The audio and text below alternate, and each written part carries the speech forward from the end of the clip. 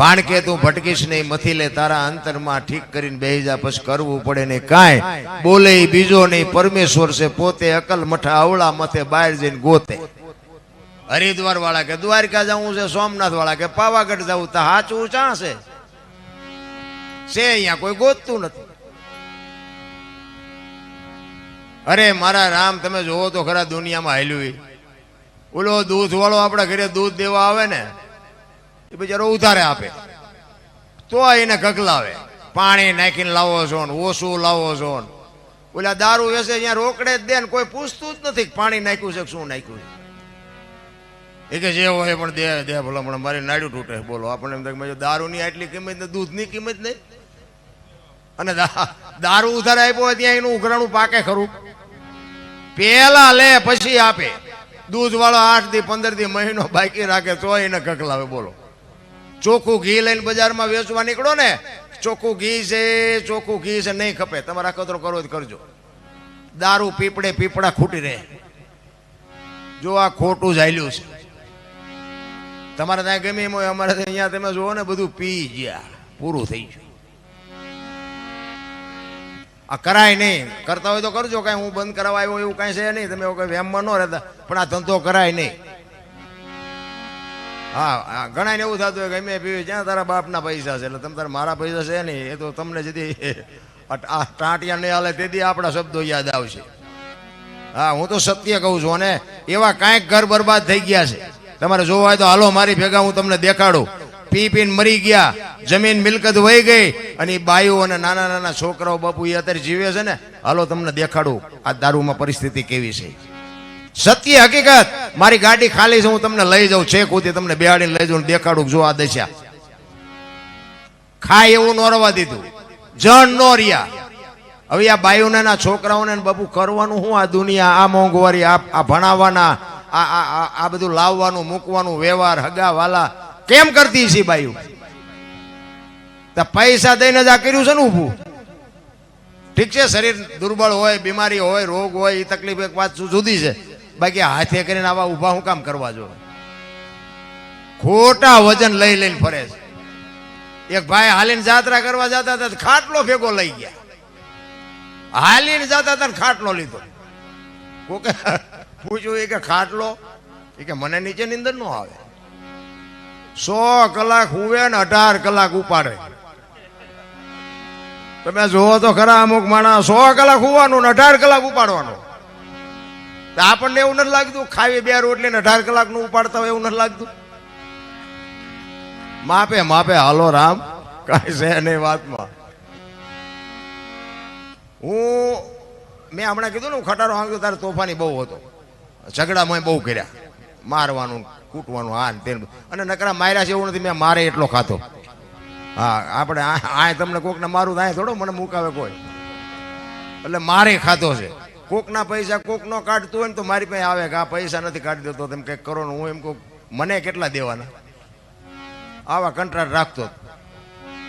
અને સમયનું પરિવર્તન થયું તો અત્યારે મારા બૂસ માર્યા. બોલો, મને એક સંતે કીધેલું, અને હકીકત ની બનેલી વાત. મને એક સંતે એવી વાત કરેલી, મને કે દરબાર તમે પૈસા કોઈ ન આપતા. મેં કહ્યું કેમ? મને કે તમે દેશો પૈસા નહીં આવે. મેં કહ્યું એવું હોય થોડું, બધા આખી જગત ખોટી છે એમ કેમ કેવું? એ કે તો દેજો, હું તો તમને ખાલી વાત, જો આ સંતની ટકોરની વાત કરું છું. એટલે મને એમ થયું, મેં મારું બધું અત્યારે સમય એવો સારા લઈને કોઈ દેતા નથી. વાત સાચી છે, પણ બાપુએ કીધું કે કોઈને દેતા નહીં, સારું બધાય ખોટા છે, તો આપણે કેમ વિચારવું? છતાંય મને એમ થયું ભલે થોડા ઘણા કદાચ જાવ હોય તો જાય, પણ આપણે અખતરો કરવો. 7 જણાને આપ્યા ને બાપુ, હાથે હાથે બૂસ માર્યા. બોલો, એ કઈ હારો ન જડ્યો. ને કે આપણને આટલી ખબર પડ્યા પછી નક્કી કરીને આપ્યા હોય ને કે આ માણસ હારો છે એને દે, તોય નથી આપતા. હવે આપણે કોક ના કઢવતા હતા, એ આપણા બૂસ માર્યા. બોલો, શું કરવું? સમયની હારે હાલો બસ. આપણો સમય હતો ને તારે બાપુ આપણે કોકના ધોકાય માર્યા ને બધું કર્યું. સમય વી ગયો. હવે અત્યારે ઝઘડા કરવાનો સમય જ નથી. આ રામાયણ છે ને, રામાયણ ને મહાભારત છે ને, મહાપુરુષો જ બનાવ્યા છે. પણ આપણને કેળો આપ્યો છે બેયમાં. દીકરા કેવા હોય, ભાઈ કેવા હોય, મા બાપ કેવા હોય, દીકરી કેવી હોય, મા કેવી હોય, પત્ની કેવી હોય, આ જોવું હોય કે રામાયણમાં જોવો. અને રડેલું ન ખાવું હોય મહાભારતમાં જોવો. આપણને બે ગ્રંથો સલાહ કરે છે, સૂચન કરે છે.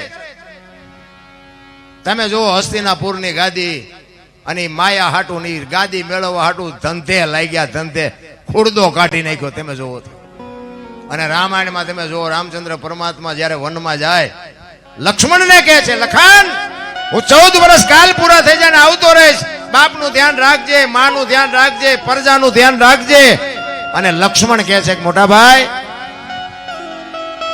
તમે મોટા છો, મર્યાદાનો ભંગ થતો હોય તો માફ કરજો, પણ તમે મારા બાપ છો ને માં સીતા છે એ મારી માં છે, મારા મા બાપ વનમાં જતા હોય તો અયોધ્યાનું રાજ જેને જોઈને મુબારક. નોખી નોખી માયુના છોકરા હતા. જો ભાઈ નો પ્રેમ, હું તો એમ કહું કે આ બધે કથાયું ને ભજન ને ધૂન ને માંડવા ને પ્રતિષ્ઠા આટલું બધું ધર્મ છે, આખી દુનિયામાં ભક્તિ છે, તો બગાડ કા નથી ટકતો? આવા માંડવા તો ગામો ગામ નાખે છે, તો બગાડ તો અટકવો જોઈએ ને. આ ખોટું છે એવું તો આપણે કહેવાય નહીં, તો બગાડ કેમ નથી અટકતો? એક રામાયણ હોય, રામાયણ તમે આ રામકથા બેહારી હોય, આખું ગામ બહેનો ને ભાઈઓ બધા સાંભળતા હોય. આ કથાનો મતલબ શું? વાત તો એક ની એક જ હોય. દશરથ રાજા ને 4 દીકરા, રામ વનમાં ગયા, સીતાજીને રાવણ લઈ ગયો, હનુમાનજી ખબર આપી, રામે રાવણ ને માર્યો ને આવ્યા પાછા. વાત તો આની આ જ છે ને. શું સાંભળીને કામ છે? પણ એવું નથી. તમે રામાયણ સાંભળતા હોય અને વક્તા કોઈ બાપુ વાત કરતો હોય કે ભરતનો અને રામનો પ્રસંગ આવે, અને જો આપણા ભાઈ ભાઈનો વિખવાદ હોય, પ્રસંગ સાંભળ્યા પછી જો બાપુ વિખવાદ મટે નહીં તો સાંભળી લેજો, કથા સાંભળી જ નથી તમે. કથા સાંભળ્યા પછી એક બાપ દીકરાનો વિખવાદ જો ન મટે, હાઉ વહુનો વિખવાદ ન મટે, ભાઈ ભાઈનો વિખવાદ ન મટે તો બાપુ કથાનો કોઈ મતલબ નથી રહ્યા. બાકી તો એમ નામ જેમ આવ્યા એમ નામ જાઓ તો પછી કથામાં ફાયદો આ મંડપ વાળાને, સાઉન્ડ વાળાને, કલાકારને, સાજિંદાને. તમારે શું? તમારા ખિસ્સા ખાલી થાય. પછી એમ કે અમે તો આવડી મોટી કથા કરી, પણ તારા ઘરે તો જો શું કથા બેહારીને કરવાનું. કથામાં આપણે જઈએ છીએ પણ આપણામાં કથા નથી આવતી, એ ડખા છે. કાંઈક આપણામાં ઉતરવું છે. એક બેન હતા ને એના ઘરવાળાને ક્યાંય બાજુના ગામમાં કથા બેઠી કે સાંભળવા જવું, એનો ઘરવાળો કે ભાઈ જા ને, હા સુધી નિરાયત મારે ગયા. બેન હા જે આવ્યા, ઘરવાળો કે કથા સાંભળવા ગઈ હતી કે હા.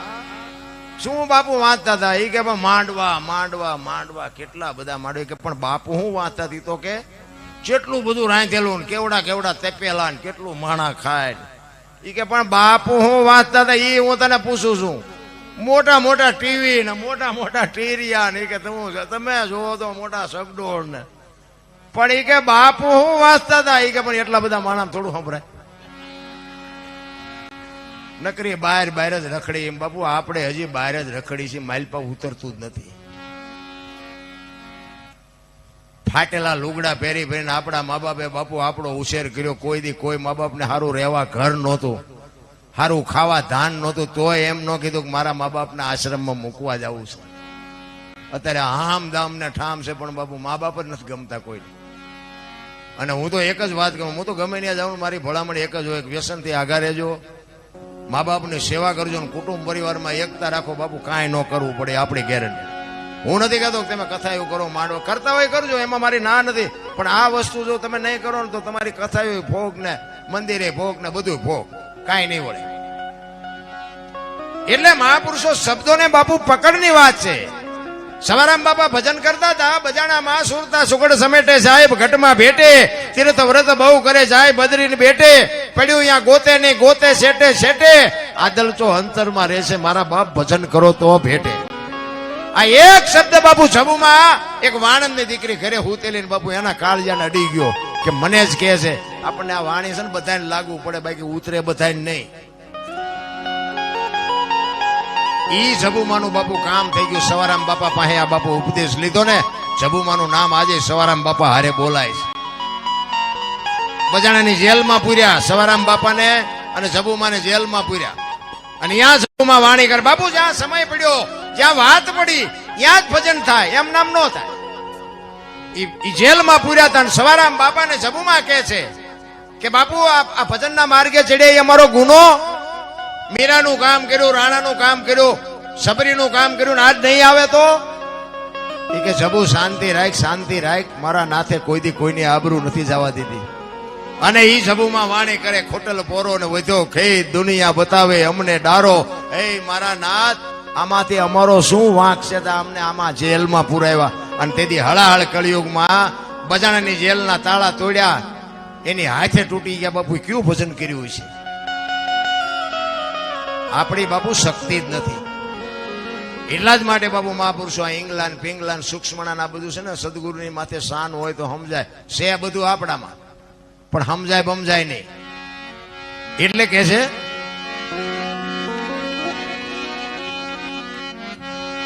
ઈંગલા ને પિંગલાનો માર્ગ મેલી મેલી,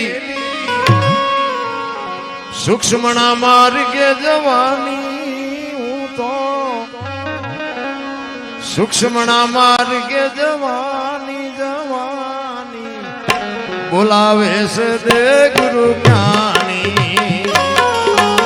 આ હાલી ભરવાને પાણી પાણી, બોલાવે છે દે ગુરુ જ્ઞાની.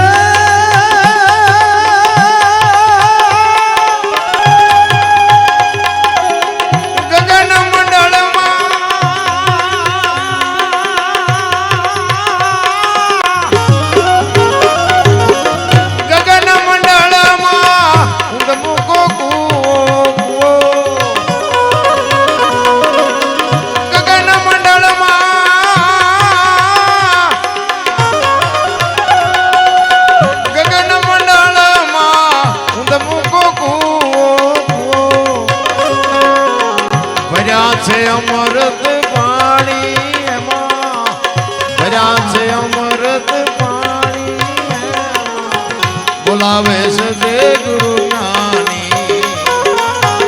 આ હાલી ભરવાને પાણી પાણી, બોલાવે છે દે ગુરુ જ્ઞાની.